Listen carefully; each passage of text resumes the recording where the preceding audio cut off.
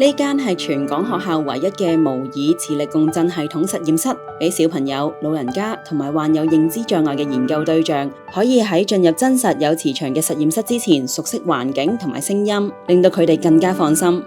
如果大家認為呢一部磁力共振儀同普通醫院嘅一樣，咁就大錯特錯啦。今集我哋邀請咗康復治療科學系嘅周家雄副教授嚟為我哋介紹一下。我身後嘅呢部磁力共振儀器呢，咁佢係一個研究級別嘅磁力共振啦，就係遠超於一般醫院入邊嘅儀器啦。呢部磁力共振呢，我哋亦都配合咗好多周邊嘅設備，咁當中包括一啲腦刺激嘅設備啦、眼動嘅儀器啦、一啲屏幕同啲操縱桿嘅儀器嘅。呢個儀器呢，就服務唔同嘅研究項目啦，亦都會服務一啲教學嘅用途嘅。咁當中包括醫學影像、物理治療、神經科學嘅唔同課程。我哋嘅實驗室已經服務咗超過100項嘅研究項目啦，其中當中包括結合磁力共振同埋腦刺激嘅方法，從而了解腦刺激點樣可以利用於治療抑鬱症。過去我哋需要去到外國使用同級嘅設備，而家喺理大呢一度就可以一站式咁完成最前沿嘅腦科學研究。